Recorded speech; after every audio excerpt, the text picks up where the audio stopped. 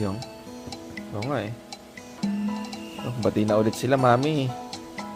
Pinapapasok niya na ulit yung mga ano niya, stuffy sa bahay niya. Siguro umiyak yung mga yan.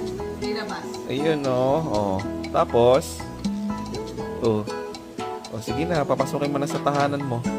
Bunny? Oh. Papasukin niya na sa tahanan niya ang kanyang mga pinalayas kanina. Ano natin? Time-lapse.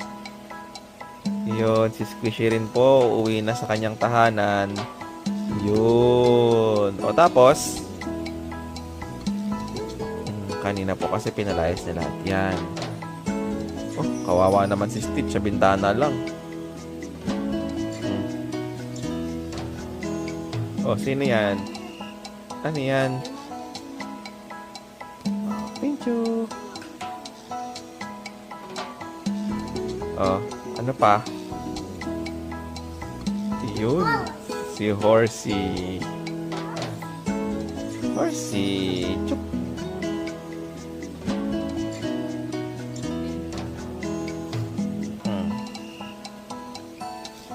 Oh, bye-bye, Zoe. Kita-kits sa ano.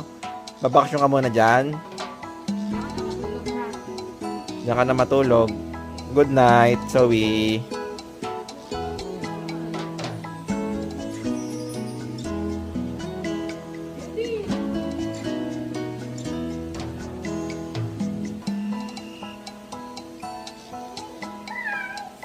Bye!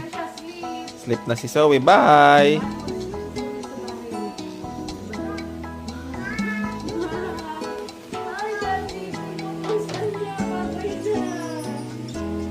Close niya na yung bintana.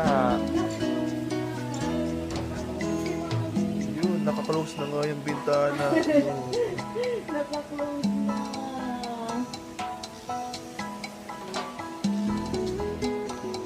Saan si Zoe? Oh, yun. Ay, si Teddy yan eh. Hindi naman yun si Zoe eh. Lumabas si Teddy. Oh, saan ka lalabas na? Ala, tinapon mo yung mga ano mo. Stopin mo sa ano, pinalayas mo. Ay, pinapalayas mo. Siya si Horsey dyan. Yun, dun siya. Oh. Naku, pinalayas niya na yung mga hayop niya.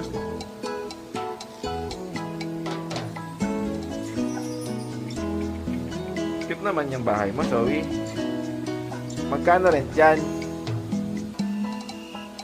Yan matutulog sa kuyahan. Wow. Yun.